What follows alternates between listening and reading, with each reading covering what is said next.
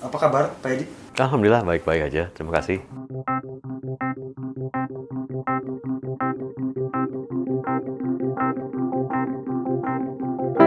Saya lihat dinamika pemilu 2024, jelang 2024 ini berbeda dengan jelang 2019.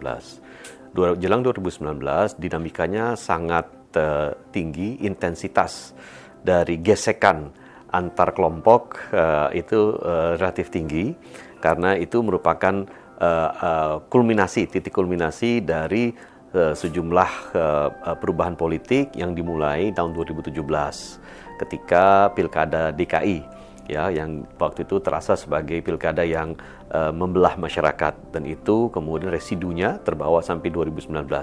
Jadi waktu itu 2019 kita merasakan adanya iklim dan aroma dari politik identitas yang sangat kental gitu. Nah, jelang 2024 yang kita lihat justru suatu hal yang menurut saya sangat menyejukkan, dalam artian bahwa ada dinamika di antara partai politik yang saling berkompetisi untuk mengajukan capres dan cawapresnya, tetapi yang diajukan itu adalah capres dan cawapres yang memiliki visi dan pandangan yang sama terhadap Indonesia ke depannya. Ya, semua sepakat 2045 Indonesia harus menjadi negara maju. Oleh karena itu, kita memiliki beberapa program-program dan kebijakan-kebijakan, khususnya di saat-saat kita masih memiliki bonus demografi yang harus dimanfaatkan secara baik, sehingga sekarang terjadi adalah bagaimana kekuatan-kekuatan politik yang sekarang ini bisa berlomba-lomba untuk mengajukan gagasan-gagasan yang cemerlang untuk menghadapi 2045. Dan kita sudah tahu permasalahan apa yang kita hadapi, dan saya kira semuanya akan membahas hal yang sama. Jadi tidak ada sama sekali aroma perpecahan, tidak ada sesuatu yang sifatnya polarisasi di dalam masyarakat, apalagi politik identitas yang memecah belah. Kita sekarang itu sudah menuju dinamika di mana kita akan bertarung gagasan. Dan ini menurut saya baik sekali, dan saya juga lihat bahwa diawali dengan silaturahim di antara partai politik, ya, saling mengunjungi, saling menjajaki, dan menurut saya ini adalah sebuah contoh yang baik.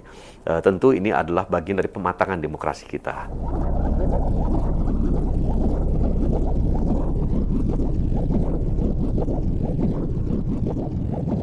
Ya, sesungguhnya kan kita melakukan penjajakan untuk kemudian kita mengajukan capres dan cawapres yang kita kehendaki. Penjajakan di awal kita sudah punya konsep, kita sudah punya kriteria capres dan cawapres yang ingin kita dorong ke depannya. Namun demikian, tentu kita ada perbedaan-perbedaan pandangan yang memang kita hormati perbedaan satu dengan yang lainnya. Sehingga pada akhirnya ketika kriteria itu sudah mengerucut dan kemudian berujung kepada sosok, ya, sosoknya ada 3 pada saat itu, sosok Pak Anies, sosok Pak Ganjar, dan sosok Pak Prabowo. Nah, ketika itu PAN dengan Golkar memutuskan untuk mendukung Pak Prabowo, karena kita menganggap bahwa Pak Prabowo sesuai dengan kriteria kita. Kriteria yang sama mungkin juga diambil oleh teman-teman dari P3, tetapi ujungnya sosok yang dipilih adalah Pak Ganjar. Jadi nggak apa-apa, saya kira itu kita sepakat pada kriterianya, tetapi kemudian kita berbeda pandangan terhadap sosoknya. Sehingga kemudian P3 memilih Pak Ganjar, kita Pak Prabowo, dan kita hormati pilihan itu, tetapi persahabatan dan silaturahim di antara partai tetap berjalan dengan baik.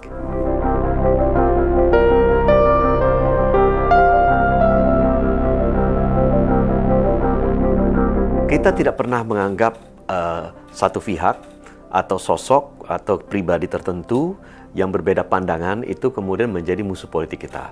Di dalam politik selalu ada perbedaan pandangan tentunya. Sekarang bagaimana kita bisa menghormati perbedaan pandangan itu, bahwa si A punya pandangan berikut, kita punya pandangan berbeda, dan kita menghormati satu dengan yang lain. Ujung-ujungnya kita di partai politik kan berjuang untuk hal yang sama.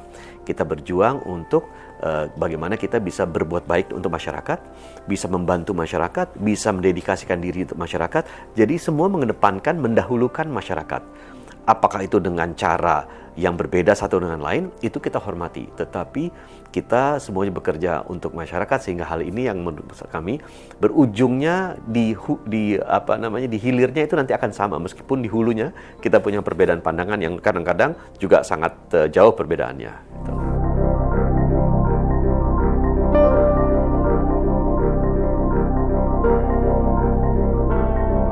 Kita melihat bahwa satu, untuk menciptakan pertumbuhan ekonomi yang baik dan cepat dan tinggi, itu dibutuhkan stabilitas.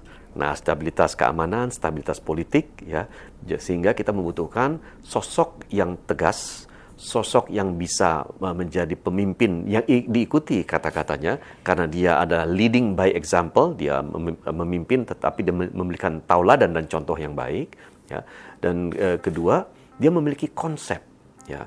Jadi memiliki program sehingga para pembantunya, misalkan saja para menterinya, hanya menjalankan programnya beliau. Menteri tidak punya program lain, hanya menjalankan program, menjabarkan program dari presiden dan pemimpin pada saat itu. Nah, itu yang kita butuhkan. Dan kita butuhkan pemimpin yang memiliki visi 2045. Yang menurut kami itu visi tersebut sangat penting, mengingat apa yang kita kerjakan sekarang, misalkan ada presiden kan hanya bisa memerintah maksimal 10 tahun. Gitu ya. Tetapi dalam 10 tahun itu dia bisa membuat sebuah fondasi yang kuat untuk mencapai target 2045 dan seterusnya, dan beyond, dan 2045 dan seterusnya. Sehingga pemimpin yang kita pilih itu adalah seseorang yang memang memiliki visi, seseorang yang visioner, yang memang mampu untuk melaksanakan tugas-tugas berat yang ada di hadapannya, dan mampu berdiri tegak di hadapan negara-negara lain yang mungkin memiliki agenda dan agenda ekonomi, agenda politik, ya, yang berbeda satu dengan yang lain. Ini yang menurut saya sangat penting. Dan sekarang ini kita lihat ada 2 blok besar di dunia, ya, blok Amerika, blok Cina, gitu ya. Nah, pemimpin yang akan datang itu harus mampu untuk berdiri di antara kedua blok itu dan tetap mengedepankan kepentingan Indonesia dan tidak tunduk kepada salah satu di antara 2 kekuatan global tersebut. Jadi menurut saya ini adalah suatu hal yang sangat penting, apalagi Indonesia diperkirakan dalam waktu 10 tahun yang akan datang itu menjadi ekonomi terbesar keempat atau kelima di dunia. Jadi kita berdiri setara dengan negara-negara lain, dan pemimpin kita yang akan datang ini harus mampu untuk bisa menunjukkan hal itu kepada dunia luar.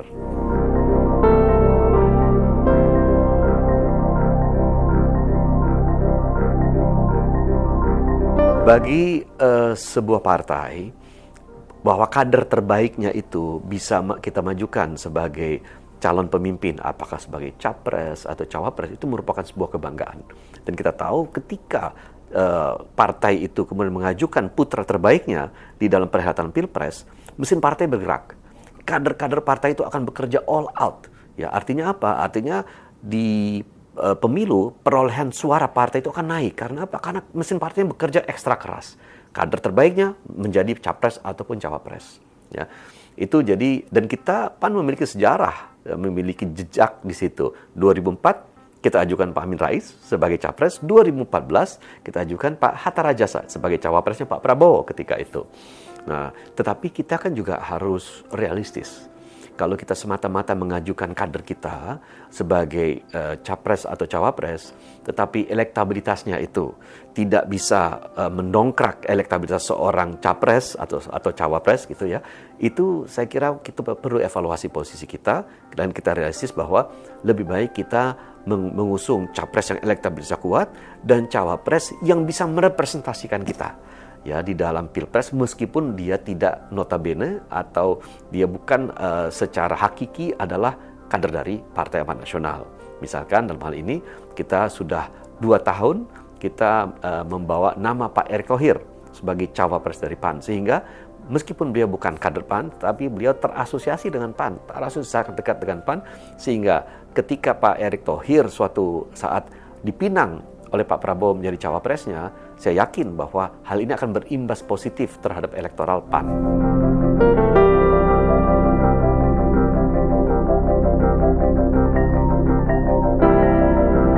Ya, saya kira PAN itu waktu itu sudah memotret beberapa tokoh-tokoh muda di Indonesia yang berpeluang untuk maju dalam kontestasi Pilpres 2024. Salah satu yang paling menonjol yang kita potret ketika itu dan kita kaji mendalam adalah Pak Erick Thohir. Rekam jejaknya kita potret ketika beliau sudah menjadi menjadi pengusaha pada waktu itu. Beliau sebagai pengusaha mengambil alih Republika yang waktu itu boleh dibilang nafasnya ngos-ngosan, gitu, ngap-ngap gitu ya, antara hidup dan mati. Beliau ambil alih dan hampir hari ini Republika masih berada di tengah-tengah kita sebagai media yang kita baca sehari-hari. Kemudian beliau diberikan misi yang sangat sulit untuk menyelenggarakan Asian Games dalam waktu yang sangat terbatas dengan dana yang terbatas. Dan alhamdulillah itu berhasil dan sangat baik. Beliau sebagai Menteri BUMN mengkontribusikan dividen terbesar dalam sejarah BUMN di Indonesia pasca reformasi. Dan sekarang beliau sebagai Ketua Umum PSSI itu ya alhamdulillah baru saja beliau menjadi Ketua Umum sudah menorehkan beberapa prestasi. Bahkan sebentar lagi kita akan melihat perhelatan Piala Dunia U17 di Indonesia dan itu membawa kebanggaan bagi kita. Dan apa yang kita sudah sampaikan terkait Pak Erick Thohir ternyata terpotret juga di dalam berbagai survei. Sehingga hari ini Pak Erick Thohir itu menduduki survei tertinggi sebagai cawapres. Ya, sehingga kami rasa bahwa pilihan PAN untuk mengusung Pak Erick Thohir sesungguhnya merupakan pilihan yang tepat.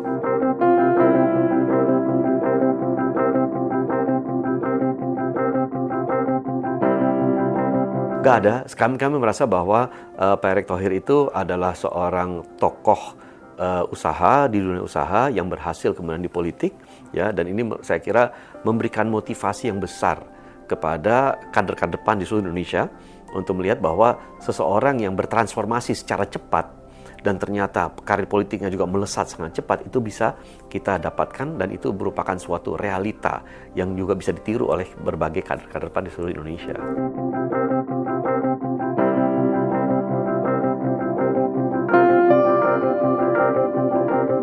Target suara PAN kita menargetkan, saya bicara perolehan kursi saja. Saat ini kita perolehan kursinya di DPR RI itu 44, target kita itu adalah antara 60 sampai 65 kursi. Nah, saya menganggap bahwa 60 kursi itu realistis dan bisa kita jangkau. Karena proses perekrutmen caleg kita itu kita lakukan relatif dini.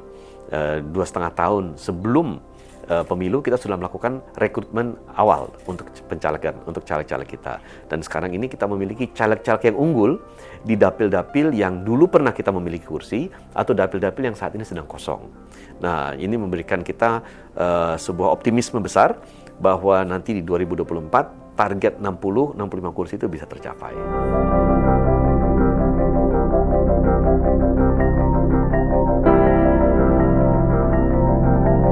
Banyak di kita, misalkan saja Sumatera salah satu basis kekuatan PAN, ya. Sumatera Barat, separuh dari kepala daerah di Sumatera Barat adalah kader PAN. Kita menduduki lebih dari separuh pimpinan DPRD di Provinsi Sumatera Barat. Begitu juga di Riau, begitu juga di Jambi, Gubernur Jambi bahkan dari PAN, begitu juga di Sumatera Utara. Sumatera relatif kita basis yang sangat kuat di PAN. Sulawesi Tenggara, Sulawesi Selatan itu kita relatif kuat. Jawa Barat kita lihat ada peningkatan suara yang signifikan bagi PAN dan saya rasa ini adalah salah satu di antara keberhasilan kita mampu untuk masuk ke kantong-kantong non-tradisional. Non-tradisional PAN itu, PAN kan adanya PAN itu kan lahir dari rahim Muhammadiyah. Tapi kita mampu melakukan penetrasi di Jawa Barat ke kantong-kantong Persis, ke kantong-kantong NU di Jawa Barat. Nah, dan tidak lupa juga di Papua, PAN ini sebagai partai nasionalis religius Islam modern moderat tengah, tetapi di Papua kita punya 2 kursi. Tidak banyak partai yang punya 2 kursi di Papua. Meskipun sekarang kan dipecah dapilnya, tetapi kami optimis bahwa 2 kursi itu bisa kita pertahankan di Papua.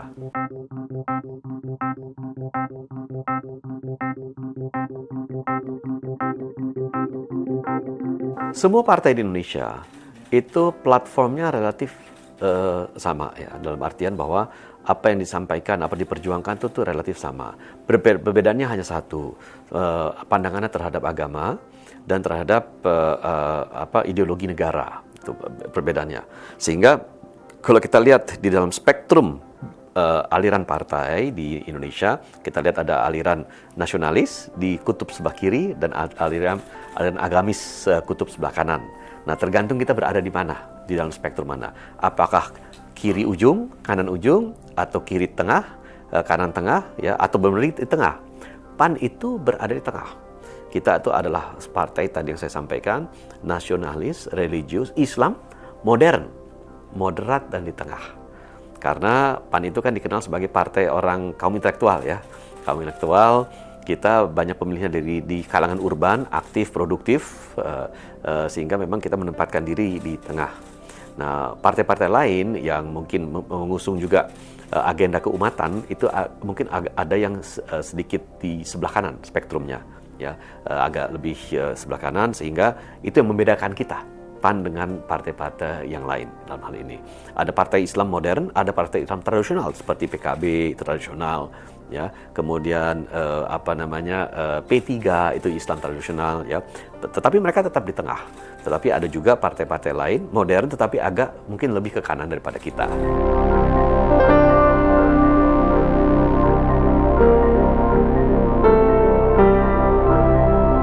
Milenial itu tidak boleh dijadikan objek kampanye, tidak boleh dijadikan objek pemilu. Milenial itu harus diajak aktif. Jadi ada engagement antara kita, partai politik, dengan milenial itu. Dan ini kita lihat adanya jarak yang saat ini sudah cukup jauh jaraknya antara partai politik dengan konstituen. Berbeda dengan 1998 ketika kita lihat pada waktu itu antusiasme masyarakat tinggi sekali terhadap partai politik. Itu bisa dilihat ketika kemudian masyarakat itu menyablon sendiri bendera partai, menyablon sendiri kaos partai ya untuk memperjuangkan partai-partai. Tetapi dalam perjalanannya banyak partai dan banyak kader partai yang kemudian mengecewakan masyarakat ya. Mulai dari permasalahan moral, permasalahan korupsi, ya, permasalahan tidak menepati janji dan lain-lain. Itu sehingga semakin lama semakin jauh gapnya. Dan itu bisa terbukti dalam setiap survei hari ini partai politik dan DPR selalu berada di urutan paling buncit. Itu dalam surveinya dari aspek tingkat kepercayaan masyarakat. Nah, sekarang bagaimana kita bisa melakukan engagement antara partai politik dengan kaum milenial? Kaum milenial itu kaum yang rasional. Mereka rasional dan kritis, sehingga tidak bisa kita berikan janji-janji sekedar janji saja. Apalagi janjinya itu janji yang sangat sulit untuk dipenuhi. Ya. Oleh karena itu, kita harus mampu untuk melakukan memberikan alternatif program yang memang masuk akal dan sangat penting bagi mereka. Misalkan saja, pertama, lapangan pekerjaan. Itu suatu hal yang sangat penting bagi millennials, ya, bagi tokoh anak-anak muda. Karena mereka banyak yang mengeluhkan sulit sekali mendapatkan pekerjaan saat ini, apalagi mereka baru selesai kuliah atau baru selesai menunaikan pendidikan tingkat tinggi. Ya. Kedua, bagaimana untuk bisa mendapatkan dan membeli rumah secara lebih murah dengan DP yang ringan. Itu juga merupakan hal yang sangat penting bagi kaum milenial dan kaum pemilih pemula. Ketiga, antara lain yaitu mengenai yang sekarang ini, perubahan iklim, climate change. Itu juga sangat penting. Jadi isu-isu inilah, isu-isu aktual kontemporer bagi tokoh muda, kaum milenial, itulah yang perlu kita kedepankan dan menurut saya ini narasi yang penting. Kita tidak sekedar hanya berharap mendapatkan efek elektoral positif dari mengangkat isu-isu itu, tetapi itulah isu-isu yang perlu kita sampaikan kepada publik karena partai politik itu harus selalu ikut berkembang di dalam isu-isu yang ada untuk bisa memberikan jawaban dan solusi.